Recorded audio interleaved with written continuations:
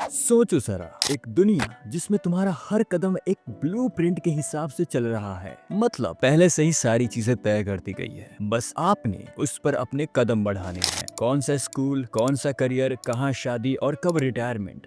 मानो ऐसा जैसे कि हम एक सिस्टम के तहत बंध चुके हैं जो तुम्हारी इंडिविजुअलिटी को दबाकर तुम्हें सिर्फ एक ब्रिक इन द वॉल बनाना चाहती है, तुम्हें सिर्फ एक भेड़ चाल का हिस्सा बनाना चाहती है। और कहीं ना कहीं हम सब इस भेड़ चाल वाली ब्लूप्रिंट को फॉलो कर रहे हैं। स्कूल, कॉलेज, जॉब, शादी, सेक्स, रिटायरमेंट और फिर क्या, मर जाना। सेफ और काफी प्रिडिक्टेबल, लेकिन क्या यही जिंदगी है? मतलब क्या एक मीडियोकर लाइफ जीने के लिए तुम्हें ये जिंदगी मिली है जो एक बार मिलती है? जरा ध्यान से सोचो। मुझे पता है ये रास्ता सेफ है, काफी सही है, लेकिन मेरे भाई, सेफ तुम्हें एक्स्ट्रा ऑर्डिनरी नहीं बनाता। सेफ तुम्हें 1% का हिस्सा नहीं बनाता। सोच के देखो, जो लोग अपने सपनों को जीते हैं, जो दुनिया के नॉर्म्स, पुरानी सोच को तोड़ते हैं, क्या वो इसी ट्रेडमिल पे भागते रहते होंगे? बिल्कुल भी नहीं। Elon Musk, Bill Gates, Steve jobs, क्या उन्होंने ये सेफ रास्ता चुना था? बिल्कुल भी नहीं। उन्होंने अनलर्न किया चीजों को। अनलर्न का मतलब है पुरानी या गलत बिलीव्स, हैबिट्स या नॉलेज को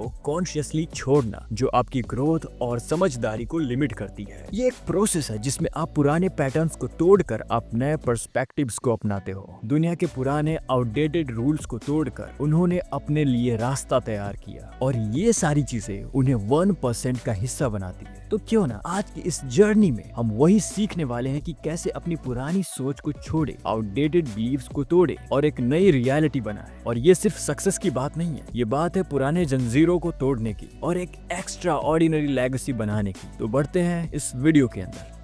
step number 1, unlearn to break free. Rebellion का मतलब हमेशा हंगामा करना नहीं होता। ये एक डिसीजन है सिस्टम के आउटडेटेड पुराने रूल्स को तोड़कर अपनी असली आइडेंटिटी बनाने का। हम एक सिस्टम में बंधे हुए हैं। स्कूल के मार्क्स, लोगों के ओपिनियंस और सोसाइटी के नॉर्म्स, इन सब ने तुम्हारी जिंदगी का रोड मैप पहले से ही लिख दिया है और तुम्हें कुछ करने की जरूरत ही नहीं है। लेकिन क्या तुम समझते हो, तुम्हारे अंदर एक अलग आग है, एक रेबेल है जो तुम्हें कह रहा है कि अनलर्न करो उन पुरानी बिलीफ्स को, तोड़ो उन्हें जो मीडियोकर बनाती है, तोड़ दो उन मानसिक बेड़ियों को जो ये सोचने पर मजबूर करती है कि तुम कुछ कर नहीं सकते। जो लोग वाकई में कुछ अलग करना चाहते हैं, एक्स्ट्रा ऑर्डिनरी करना चाहते हैं, वो भीड़ से अलग चलने का हौसला रखते हैं। दे अनलर्न, दे ब्रेक रूल्स और खुद के स्टैंडर्ड्स सेट करते हैं। ये दुनिया सेफ रहने वालों के लिए नहीं बनी है। सेफ्टी एक इल्यूजन है और ग्रोथ हमेशा कंफर्ट जोन से बाहर होती है। तो चीजों को अनलर्न करो, ब्रेक करो मेंटल बॉन्डेजेस को। Step 2, the hunger for knowledge. सीखने और जानने की भूख। हम ये बचपन से सुनते आए हैं, नॉलेज इज पावर, बट सिर्फ वही नॉलेज जो सिर्फ तुम्हारी सोच को रीडिफाइन करे। इलोन मस्क ने खुद से रॉकेट साइंस सीखा। वॉरेन बफे अपना 80% सिर्फ पढ़ाई में लगाते हैं। तो क्या तुम्हें लगता है कि ये लोग वही पढ़ते होंगे जो उनके प्रोफेसर्स ने उन्हें दिया होगा? बिल्कुल भी नहीं। उन्होंने वो सीखा जो सपनों को रियलिटी में बदल सके। और तुम्हारे पास आज इंटरनेट का पावर है। Philosophy, psychology, coding, fitness, meditation, सब कुछ तुम्हारे लिए एक क्लिक के डिस्टेंस पर है। प्रॉब्लम ये नहीं कि रिसोर्सेज नहीं है, प्रॉब्लम ये है कि हम उन्हें यूज नहीं करना चाहते। हम बस अपने आप को डिस्ट्रैक्टेड रखना चाहते हैं उन एप्स के जरिए। रील्स, शॉर्ट्स, इन सब में अपने आप को उलझाए रखना चाहते हैं। तो इन सबों को छोड़ना होगा अगर आपने 1% में आना है। तो आज अपने आप से एक सिंपल सवाल पूछो, क्या मैं कुछ अच्छा सीख भी रहा हूँ जो मुझे कल की अपॉर्चुनिटीज के लिए तैयार करेगा?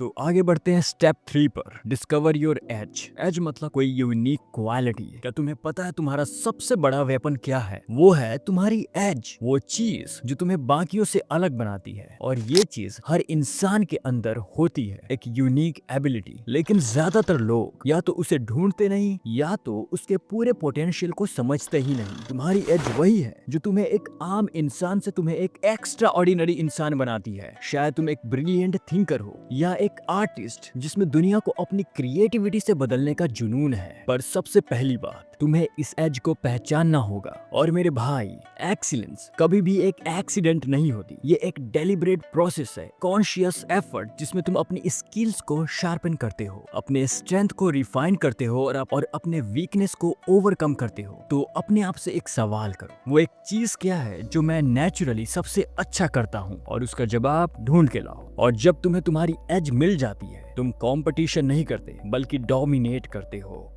Step 4, think inversely. Charlie Munger कहते हैं, don't just ask how to succeed, ask how to fail and then avoid it. Failures का एनालिसिस करो। जो मिस्टेक्स तुम्हारी जर्नी को डिरेल कर सकती है, खराब कर सकती है, उन्हें समझो, क्योंकि सक्सेस का राज गोल्स को अचीव करना नहीं है। सक्सेस का राज है अपने ऑब्स्टिकल्स को समझकर उन्हें अपने फेवर में लाना। Step 5, the art of patience. एक बहुत मशहूर कहावत है, रोम wasn't built in a day। लेकिन आजकल हम सब इंस्टेंट ग्रेटिफिकेशन के पीछे भाग रहे हैं। ऐसा है मानो जैसे कि सब कुछ हमें अभी ही चाहिए, सक्सेस, रिजल्ट्स, फेम, मनी, सब कुछ। लेकिन सच ये है, रियल सक्सेस पाने में समय लगता है। कंसिस्टेंसी, सैक्रिफाइस और पेशेंस के बिना कोई लेगेसी नहीं बनती। तो मेरे भाई, जरा धैर्य रखने का कष्ट करो। Step 6, risk it all. Risk तो लेना ही होगा अगर तुम 1% लोगों में शामिल होना चाहते हो। जो लोग सेफ खेलते हैं या डर डर के खेलते हैं, उनका नाम दुनिया भूल जाती है। लेकिन जो अपने सपनों के लिए सब कुछ रिस्क में डालते हैं, उनका नाम अमर हो जाता है। जेफ बेजोस, मॉर्गन फ्रीमैन और उन जैसे लोग एक ही चीज कहते हैं, इट्स ईदर और नथिंग। अपने पैशन के लिए सब कुछ रिस्क में डालो। आई नो कि सेफ रहना कंफर्टेबल है, लेकिन ग्रेट बनना, that's about risking it all. तो रिस्क तो लेना बनता है, क्योंकि डर के आगे जीत है। At the end